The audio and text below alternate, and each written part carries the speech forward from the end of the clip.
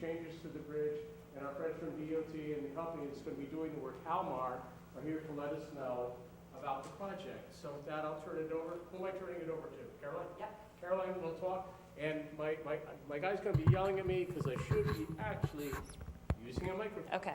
I'll So you can stand try back and there or to stand. the side a Okay. little bit. All right, good evening. Thank you so much for coming. My name's Carolyn Ryan. I'm the DOT project manager for this project. The project is a design-build project that was awarded to Halmar International back in August of 2015. It includes 6 bridges, 4 in Dutchess County and 2 in Columbia County. This bridge is the Route 82 bridge over the Sprout Creek on the border of East Fishkill and Wappingers.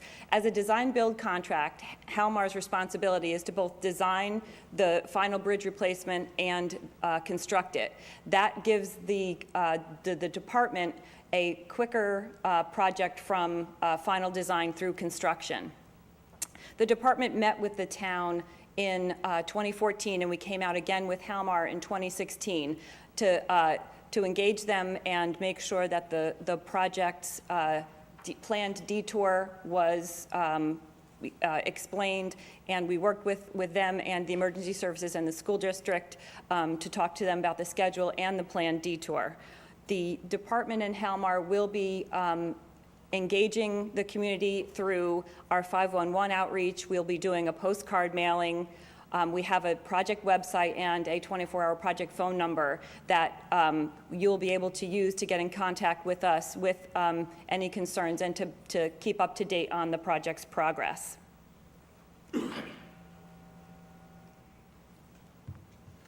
I think that's just about it for me. I'm going to turn it over to Matt from Halmar so he can run through the PowerPoint presentation. Thank you. Good evening. My name is Matt Katkosin. I represent Halmar International. We're the contractor. I'm accompanied by Dave DeLuca from Hardesty in Hanover, who's sitting in the audience. He's with the design firm. Together, we make up the design-build team that was hired by the New York State DOT to replace 6 bridges in Dutchess and Columbia County. These bridges were all part of the governor's initiative to identify and replace bridges across the state that were susceptible to scour, which pretty much is just the erosion of the abutments by higher water caused by flooding or the more recent occurrence of these 50-year storms or heavy rainfalls. The bridge we're talking about tonight is the bridge that takes Route 82 over the Sprout Creek. As you know, this bridge was built in 1933, but as Supervisor Hickman said, in about 2011, it was inspected, identified as being structurally deficient, so the deck was removed, the old abutments were retrofitted, and this temporary truss bridge was put in place. Obviously, for that reason, this bridge is one of the ones that was chosen to be replaced. And like I said, just for anyone that doesn't know, you want to slip to the next slide, the exact location of this bridge on Route 82, if you can see on the PowerPoint right there between the towns of Wappingers and Fishkill. You can go to the next one. Close the door, please. And the lights, please. We could dim the lights. Thank you. Next one. Yeah, as you say, there's a thing. Just a quick, you can go to the next slide. Schedule of what you can expect. As Carolyn mentioned, there'll be a mass postcard mailing roughly 2 weeks prior to implementing the detour. That'll establish the duration of the project. It'll also let you know when we're going to actually close the bridge. In addition, there'll be electronic variable message signs, which are the large traffic signs that'll be illuminated. Those are your best way to know exactly when the detour will be implemented. Our plan is not to close that road until we can go in there and work continuously to start and finish the project.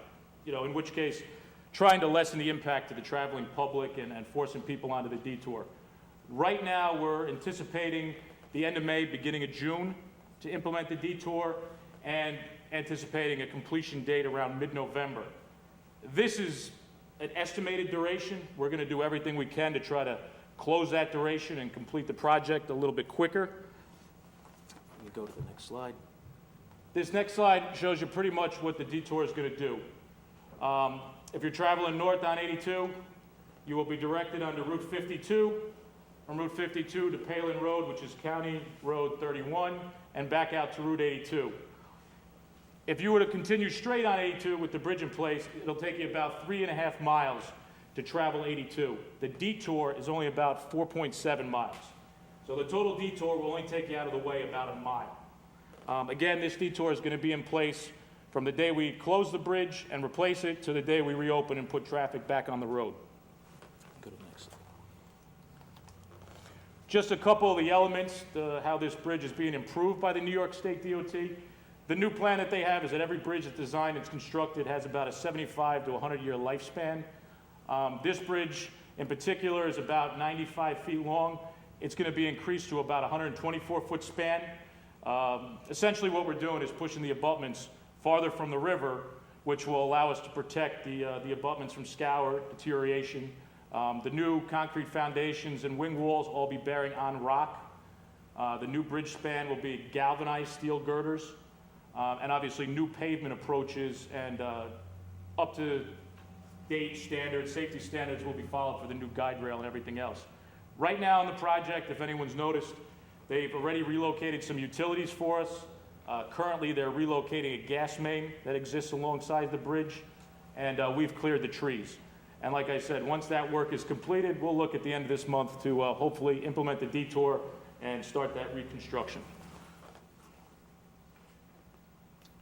This last slide, I'll just emphasize what Carolyn said. During the whole project, there'll be a website. It's a little hard to read up there, but you can search the bundled bridges on the New York State DOT website. It'll constantly be updated with the stages of the project and how the schedule is proceeding, as well as there is a 866 number up there that 24 hours a day, if you can't reach someone, a message can be left and someone will return your call to try to address your concerns. So that pretty much wraps up the presentation we have. We're willing to field any questions that anyone may have right now, so we'll turn it over to you. Yes, sir. Need a microphone. Thank you. How's everybody doing tonight? My name is David Pugliese. I own Dave's Electronic Cigarette Shop on Route 82, right next to where the bridge is actually going to be constructed. And I actually also have an apartment in the same building, so I live there also. So I've been, seeing you guys out there working every morning and stuff like that. And my only concern with it was just going to be, if possible, with the lit bridges on 55 and Overlook in Poughkeepsie and LaGrange. They're doing another bridge, I guess, and the certain businesses there had their businesses listed on the, board, letting people know that, they could still access the business, that, the roads, even though the bridge is closed off, the road will not be closed off. A lot of my business comes from the traffic on 82, people passing by every day. I understand it's got to get done, so we all got to deal with it. So I got to kind of eat it for a little while, which is understandable. I would just like to see if I can maybe get some sort of addition to the sign or something, letting people know that, I'm still open for business and it's still accessible. And just to make sure that the driveways for me and the neighbors that actually live there, who weren't able to attend tonight because they're actually working, they asked for me just to kind of say on their behalf that, to keep the driveways open so we can still kind of get in and out of the apartment. I understand, if they got to park machines there for, a little while or whatever, because it's a tight spot there, but just so we could still get in and out. No, that's a good question. I actually forgot to mention that part of our signage drawing and everything that'll be produced out there, we will be putting up signs that say local businesses still open. Some of the smaller developments there, Lomala, I think, and Inky Road, will have road closed, no through traffic signs put up. I know that was a concern with people the last time the bridge was done. And we can definitely speak after this. If you want to give me a contact for you, we'll try to work with you. We've done that on some of our other projects as far as any businesses that are, in your case, really right at the heart of where the construction's taking place. Yeah, I noticed it with, they actually have, I took pictures of the signs when I was passing by. They actually listed the names of the businesses, some sort of cafe and some sort of other thing, saying, that they're still open so people can get there. I know personally I just went to the Hyde Park Courthouse the other day, and there was a detour, I guess, there to get to the courthouse, similar thing, but there was signs letting people know that, traffic was still open, and I guess people could access the businesses still on that road and stuff like that off of Violet Avenue. Okay. So, Great, yeah, if they're meeting, if you want to show me some of that, we'd be willing to take that into consideration, absolutely. awesome, thank you. Anyone else? Sure. Yeah, I'm Peter Jensen. I live on Route 82 there with 18 acres in the town of Wappingers, but I also have a couple of acres on this side of the creek in Hopewell, which we can't access except from Lorla. But my point here is, and great concern, because you clearly said that you're making the bridge up to 130 feet instead of 90 feet or whatever you said. The big problem is I live now in a flood zone, and several people have written about it last fall off Old Hopewell Road, because in 1985 they built a bridge in Lomala that is a dam. Every time it rains heavily, it runs around that new bridge, even though it's a federal bridge. And I have another question too, and that is, what happened to all the money that Governor Cuomo had in '85 to build this same bridge? Because Mr. D'Angelo there, he told me there was all planned, a 4-lane highway right over there, and it was paid for, but the state kept the money and they never built it. So, but in my case, as far as the flood goes, and all the people that's written Sound and Dutchess News last year being forced to buy flood insurance in the new houses over there, all that is a great concern to all of us, and I'm the last one to get the worst of it. I have 18 acres there that was valued at $1.5 million in 1982. I'll be lucky to get $400,000 today because you built the bridge in Lomala that dams it up, because it was a federal bridge. And now you're making the flow under 82 even bigger. So what am I supposed to do? Move because I'm a foreigner, or what's the reason? Thank you. Well, I can answer the first part of the question. The increasing the bridge size like that actually makes it less susceptible to flooding, because it allows the water to flow. Yeah, on that side of the bridge. I live on the other side of the bridge, the downside.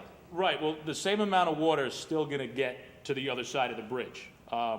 We're protecting that. I don't know much about the Lomala Bridge. That I think the state could maybe handle that. But the bridge we're going to be building in is actually better to control floods and reduce it. Yeah, the water can now run freely to my property and back up the whole property. You should see, I could have shown you a couple of pictures, what it looks like on my 500-foot driveway when my Buick Park Avenue was underwater completely. Because since '85, we've had a flood. We have 13 big floods since '85. Before that, they had a flood every 100 years. I'm serious. This is official numbers. Thank you. Yeah, It's not funny, actually. The bridge on Lomala Road is not something that I believe the department would have constructed. It's not on a state highway, so I think Right. that is a Right. either local developer or local municipal structure, and what it does to the hydraulics, I can't speak to. Who does? The there's- governor? I would assume the town, because the town owns and Well, somebody has maintains the to look from the top like I did at 7,000 food factories. When you walk in there, they don't care about particulars. You're going to have to fix the entire problem. You can't just drown people without taking concern from one part of the water to the other part. Seriously. And I'm not the only one that will speak like this, by the way. Well, the only thing I'll say is in terms of the design of the hydraulics, like Matt said Right. before, there would be no difference with the amount of water that would get past this bridge. It would just not back up and not flood on the upstream, but in terms of the flow, the amount of water, that can't be increased due to what we're doing Exactly. here. So in other words, all the ones that wrote in the paper last year, they'll now have free flow of the water because you're making it bigger. And that's going to Peter Jensen's place instead. Thank you. That's obvious. Any further questions? We need some real engineers, please, because we haven't got it here. It's cost me over $1.5 million so far.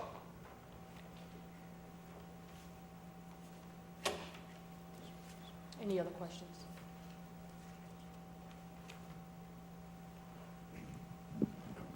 Excuse me, and maybe I had to step out of the room for a minute. When is the bridge closure supposed to happen? Because I thought it was supposed to have happened already. Right now, it's scheduled, we're showing the end of May, beginning of June. Okay, And as we had spoke earlier, that, you know, it was pushed, we had pretty preliminarily scheduled it for earlier on. It's been pushed just now because we could, per our contract, close the road. okay. You wouldn't see so much action there. We're trying to just condense the schedule, so like I said before, we start, we finish, Okay. you know, continuously, so Yeah, the so- impact is less. And that was the thing, the end, the bridge reopening was gonna be October 3rd, I believe. Yep. We're still on line for that, or? It's is because push we it out a pushed little- this about a month and a half, we're showing the beginning to mid-November right now. Okay, all right, very good. Any other questions? If there's no more questions, thank you very much for your time.